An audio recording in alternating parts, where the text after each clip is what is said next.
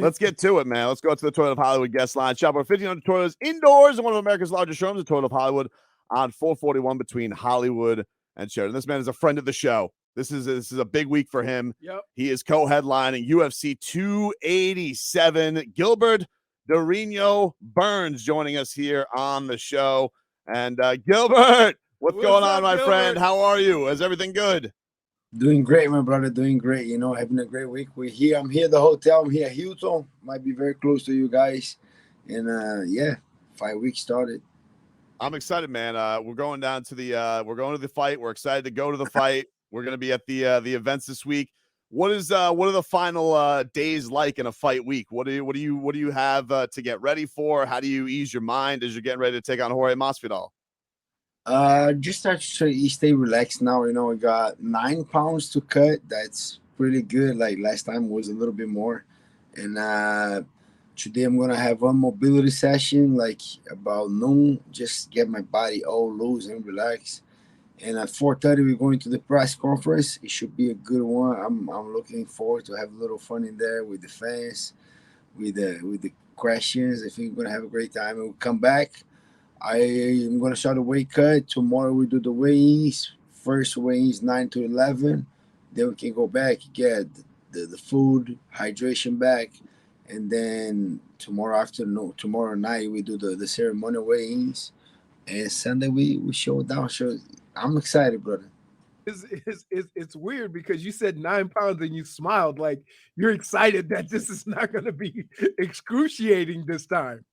No, my brother. I used to cut from 170, 175 all the way to 155. That's 20 pounds. Oh. Yeah, that was brutal to my body. Now I need to cut 9, so I'm very happy. I'm like, it's gonna be way easier, like less than a half pound.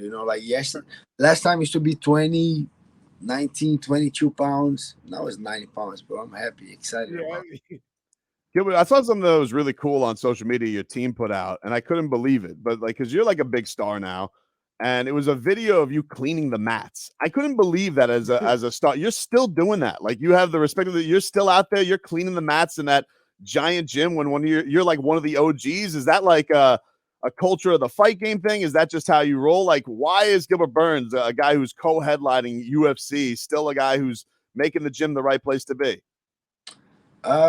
I think for sure for me, the gym has to be clean. Like a couple guys getting like staph infection and all this shit. First of all, I don't want to get that one. The whole gym clean. And a couple guys are new. They get a little cocky, so I gotta put my hands on it so they see it. So that was on the Tuesday after sparring where we spar. That was a tough day, and then just to kind of humble myself a little bit, start cleaning. And that was an eye open because next day everybody was fighting to clean. And Wednesday, Thursday, so the gym was super clean. It is what it is. Sometimes you gotta. I love to lead by example, and all the guys that mentor me, they be my coach during the years. They coach me by example, by they doing, not by saying, "Oh, do what I say." No, just do what I do. So, and I try to pass to the young generation the same way for my kids, to the new students, to the new guys at the gym. Just just do what I do. Just don't do what I say. I don't like that guy. I'll do what I say, and the guy you should eat good, and the guy eating a freaking burger right here and the Coca-Cola. You gotta be on diet. I'm not that guy. I like to lead by example. So coming into this week against Jorge, you've done all the prep. What is the thing going into this fight you feel like you have to be most wary of? Like, what's the thing that he does best that you've been preparing for, that you've been trying to negate to try and get the win on Saturday night? Oh, he's very tricky with the striking. He's a guy that he throw a couple good knees, good kicks, good punches. He's a boxer. He throw good punches. He can do it all on the strike, knees, elbow, punches, kicks. That's the thing that I gotta be more kind of eye open with that. And then I have a couple guys doing that, make sure I'm sharper with it. But I think that's where he shines the best is on the striking, and doing a lot of pressure, applying a lot of things that I think is going to work against George. And the fact that he's putting a lot of pressure on himself, talking about retirement, if he lose, come from 3 losses, fighting at home, I think he's putting a lot of pressure on himself, and he might do good with that because he's still putting more pressure on himself. So I think that's the kind of pressure that he wants to feel. So I'll be ready for Georgia on Saturday. Coming into on Saturday night, I'm a little surprised, and we were talking to John Anik about this earlier this week, that he was surprised that the UFC had already put Colby as the guy who's going to get the title shot after this, because you and George is such a monster fight. It feels like there should be title stakes on it. Obviously, you know, you're one of the best fighters at welterweight on the planet. He's got a pass with Leon Edwards. How surprised were you that Dana came out and said, oh, no, the title shot's already determined, it's going to go to Colby? And did that affect you? Did it mess with your mood at all when that came out? Or do you still feel like a title shot's on the line here? Yeah, he didn't mess with my mood. I still think I still have an opportunity Saturday to make these guys change their mind, you know. So that's what I'm taking. And Kobe's very smart, bro. So people are mad at Kobe, but if you were Kobe and Dana White call you, hey, you want to fight for the title? For sure, you're gonna say yes. So I don't blame Kobe. You know, he's just taking an opportunity. So my mission Saturday night is to beat Jorge Masvidal. I want to make a big statement, and maybe they give me the title shot. We'll see. You know, it depends on the performance. If I go out there and George is a dog, you know, if he sells that very hard, if he goes to a decision, I don't think they're gonna change. Still gonna be Kobe. So that puts a little pressure on me and go out there and dominate and finish Jorge Masvidal and make sure those guys change their mind. That's where in my head right now. So we got to correct something. The last time you were on, we were told by Tua, he said he's taking judo. The coach, he scrapped that. He said that was wrong, actually. He's taking jiu-jitsu. He's not taking judo. Okay, so does this change anything of your opinion of Tua going out there, taking jiu-jitsu to avoid the concussions? How does Gilbert Burns, a world jiu-jitsu champion, feel about his favorite team's quarterback going out there and doing this to try and prevent falling on his head the wrong way? Yeah, I think that helped you a little bit on how to fall, because that was the problem, right? When he fall, right? Yeah, it's the back of his head. Yeah. So yeah, that might help a little bit, because I know for a fact a couple of jiu-jitsu guys, they have motorcycle accident, they have bike accident, and then they know how to fall. You know, as crazy sounds, I had a friend of mine in Brazil that he had a motorcycle accident, bad one, that a car just break out of nowhere. He hit the car and he flew over the car. And whenever it was time for him to land, he started rolling. He became a little ball and he just rolled.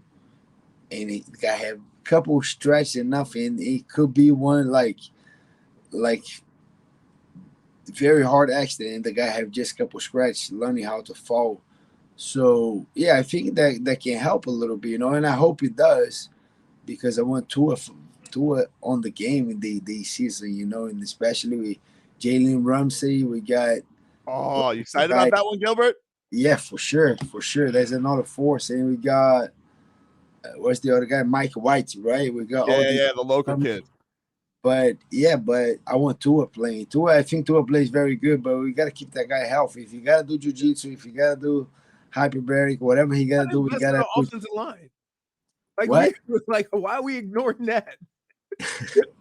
We teaching Tua how to get tackled instead of getting some guys in front of him. But it was so weird, like he was falling on the back of his head. It was such a strange. That was bad, yeah. Gilbert, that's the worst. Like it's the equivalent, you know, when they pick you up in MMA and slam you on your back. Yeah, like your head hits. It's like it's getting hit like that. It's brutal. You still can learn a couple things so don't get hit super hard. So when the guy slams you on jiu-jitsu, a couple things, you still can bend a little bit, making sure whenever you're gonna get impact anyway. Just I got you a little bit. But whenever you get impact, you don't need to get 100% impact. You can slow down for half or even less. So I think that I don't think that's the key.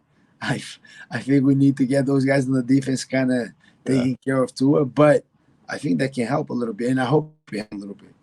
I just feel like, listen, you know, you're a Monster Dolphins fan. And a world jiu-jitsu champion. I feel like he needs to be picking your brain. Like, you know, if it's not a day-to-day thing, because you're very busy too. But I feel like he needs to go to Gilbert Burns as like a consultant. Like, hey, am I coming along all right to make sure we can get through this season? Okay, Gilbert. I think it's very important. I agree. I agree. So I hope he comes to the fight. I know Raheem Mercer is coming to the fight. Let's see if he show up. We make a good connection. Yeah, I like that. I like that. Before we get you out of here, man, a lot's made. Obviously, this is you know, Jorge's hometown, but man, you've been down here a long time. Like watching the countdown, it was so cool seeing like the time of the gyms you've been to. You guys have all kind of stuck together in different locations. So how much like does the nostalgia feel for you, man? Like you've been down here for a long time, and to get to fight at the Heats Arena in front of all these fans, I'm sure you're gonna have a ton of people down there too. So what does this mean for you to be down here as a proud South Floridian? It means a lot. You know, these years start on the right track. First fight was in Brazil, in my hometown.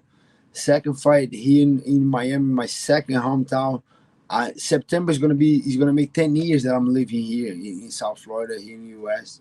So yeah, I'm excited. I think I'm gonna have a lot of fans, friends, family, teammates, students, everybody's coming. I think for sure he's gonna be a little favorite on the crowd, but as the fights start going, I'm getting better. I'm getting expert. I'm getting way better. And we're still in the crowd, and that's exactly what I'm planning to do. But it's a great opportunity. No big fight, co-main event, UFC 287 against Masvidal at home. Yeah, that's a great opportunity. I'm excited for it. Are you a Heat fan too? Like, are the kids excited you're fighting in the Heat's house? Yeah, kids are crazy. Kids are crazy. They come into the press conference. They go back home tomorrow. Think they come and they stay at the hotel.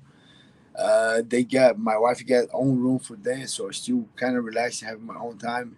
But yeah, it's gonna be nice. Kids are crazy. That's gonna be on the Heat on the Miami-Dade Arena. So yeah, great times. Who is we know Tyreek Hill's their favorite Dolphins player. Who is their favorite Heat player? Do they have a favorite one for basketball? Yeah, they have all the Pedro, my oldest one. He's in love with Jimmy Butler and Hero, Tyler Hero. Yeah, they crazy. They crazy. Both of kids are like, when we have an opportunity, you're gonna meet the kids. You make some questions. They know everybody. They're gonna do a crazy job. That's awesome, man. Listen, I can't wait to be at the press conference later. We can't wait for the fights, man. Thank you for always being generous with your time.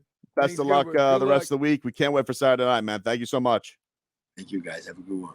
There you go. Gilbert Dorino Burns, one of the best welterweights on the planet, taking on Jorge Masvidal. That's our guy. We had to get him in. Had to, dude. And had to. And then we got the OG. Like, we